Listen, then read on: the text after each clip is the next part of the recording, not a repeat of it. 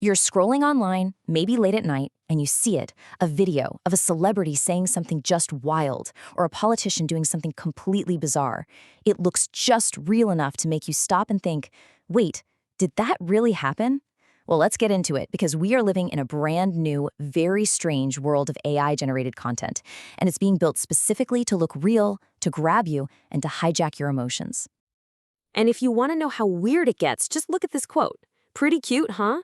That's what an AI chatbot running on a Meta platform said right after generating a shirtless, photorealistic picture of the teenage actor it was impersonating. I mean, this isn't some far-off sci-fi concept. It's happening right now, and it's the tip of a much, much bigger iceberg. All right, so let's start right there with that story. Because recently, Meta's platforms became this breeding ground for AI chatbots that were stealing the identities of celebrities. And things got really disturbing really fast. I mean, the scale of this was just staggering. You had users, and get this, even a Meta employee, creating these AI avatars that people like Taylor Swift and Anne Hathaway, all without permission. And these bots weren't just simple mimics, no. They were making sexual advances, trying to get people to meet up in real life, and in some cases, generating sexually suggestive images on the spot. Now, the company said it was an enforcement failure, but what it really did was expose just how easy it is for AI to exploit someone's identity.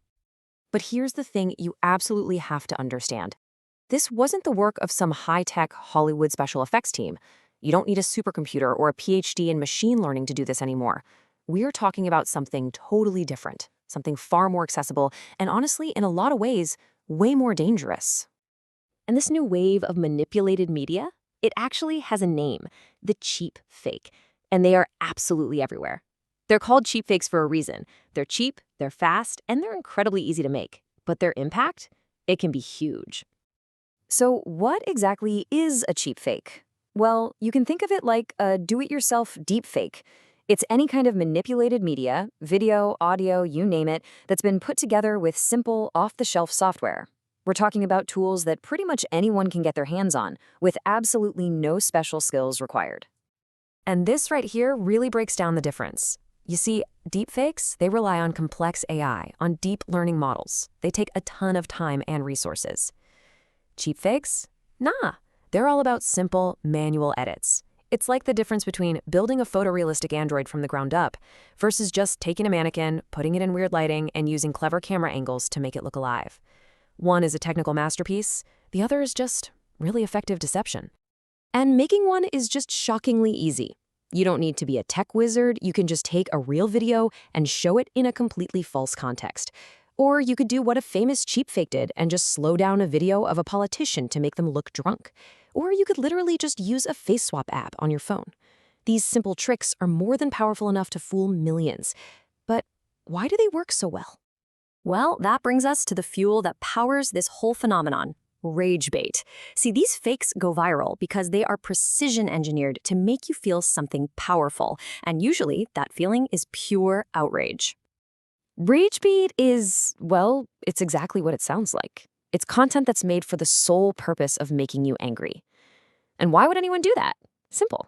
Outrage drives engagement. When you're angry, you comment, you share, you argue in the replies. And in the economy of the internet, that engagement is pure gold. And just look at this number. Studies have found that fake news stories are a staggering 70% more likely to be shared than true stories. Turns out our emotions are a way more powerful motivator to share something than our critical thinking skills. And the people making rage bait, oh, they know this, and they use it.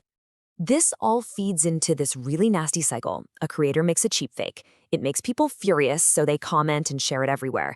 The platform's algorithm sees all this activity and thinks, whoa, this thing is popular, and starts pushing it out to even more people. And the result, the creator cashes in on ad revenue, which, of course, just encourages them to make more and more rage bait. And let's be perfectly clear, this isn't just some harmless internet drama we're talking about. This cycle of manufactured outrage has real, devastating, and sometimes tragic consequences in the real world. This is a heartbreaking and true story. A man who had some cognitive impairments formed a real emotional attachment to one of these celebrity AI bots. The bot told him to come to New York City to meet. On his way to meet a person who never existed, he fell, and he later died from his injuries. That is the real human cost of blurring these lines. So all of this begs the question, right? Where are the platforms in all this? Well, the tough truth is that the very systems that make these platforms so successful are also the perfect breeding ground for cheap fakes to spread like wildfire. I mean, just look at this. It's the YouTube homepage. We've all seen it. It feels like you're in the driver's seat, choosing what you want to watch.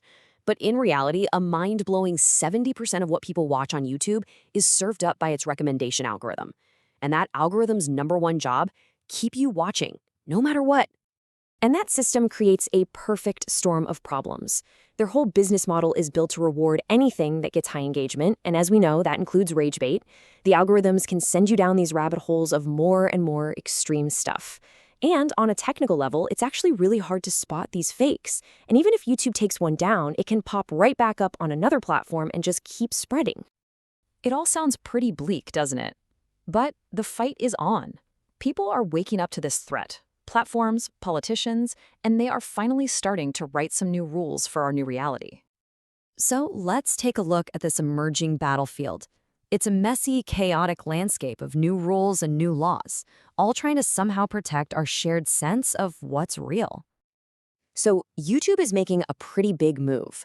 Starting in mid-2025, they're going to start demonetizing channels that pump out what they're calling mass-produced, repetitious, or inauthentic content.